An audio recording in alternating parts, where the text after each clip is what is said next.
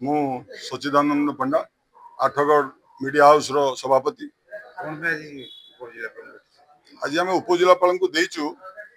देखु दीर्घ दिन धरी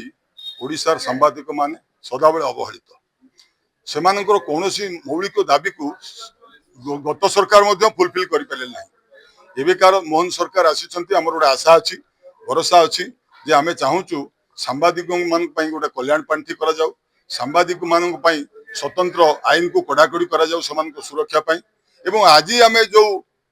दाबी पत्र उपजिलापाल को दौचु माध्यम मुख्यमंत्री को से आम दाबी करूँ जे समस्त ओडिशार समस्त केवल आठगढ़ मीडिया हाउस रो सांबादिक मान नुहे कि आठगढ़ सांबादिक मान नुहे समस्त गणमाध्यम प्रतिनिधि जेते अच्छा ओडिशार समस्त को से बाइक तो नहीं कार रे से बाइक रे तो टोल नहीं किंतु कार निज परिवार जाउछंती को कार रे जाउछंती कि कुआडे जाउछंती कि प्रेस काम रे गोटे गाड़ी लेके जाउछंती तांको टोल गेट रे हैरान को छाड़ू नाहंती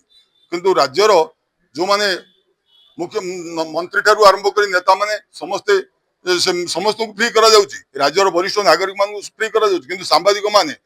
अहरह संग्राम करी चलीछंती तांको पय कोनोसी सुविधा करा जाउनी आमे आशा करूछु